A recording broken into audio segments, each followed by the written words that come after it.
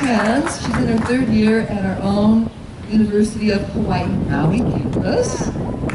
Yay, and she plans to be a teacher of English, so yeah, you know, just keep coming on home. Just keep coming on home. But we're so proud and happy to have them here, and I want to, you guys get to work it out. Who's going to start? Okay, we're going to start with our lady first. Everybody give a hand, now and welcome to Miss Brown. Aloha, everyone.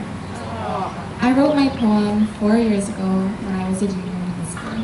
I'm now a junior in college, and I am so proud to be able to stand here today on Martin Luther King Day to once again read my speech about peace. Prior to the speech this morning, I was looking in the mirror and thinking, do I still have the same idea of peace? Do I still believe what I believed back then? And I realized, and I was thinking, with what has been going on lately, even like last weekend, there may not always be peace and power, but there's always power in peace. And I encourage everyone ahead of me and behind me to always stand for what you believe in.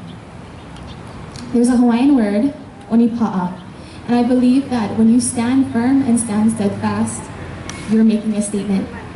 And I encourage everyone to do that. And I encourage everyone to fight for peace, because that's what's right. Thank you. Now my title of my poem is Free at Last, which is one of the many last words that Martin Luther King said in his I Have a Dream speech. When the sun rises in the east and rests in the west, there is no doubt where it will go next. Along the horizon is where it sets, free at last, free at last, free at last. A soldier fighting in the war has nothing else worth fighting for than to see his family at his door.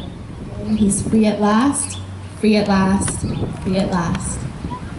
A tired woman, labeled a black, has no other option but to be trapped in a crowded bus all the way in back, full of chocolate and vanilla people, separately packed. Although she hates the way they stare at her cocoa skin and her frizzy hair, she still looks on without a care because she believes in a dream.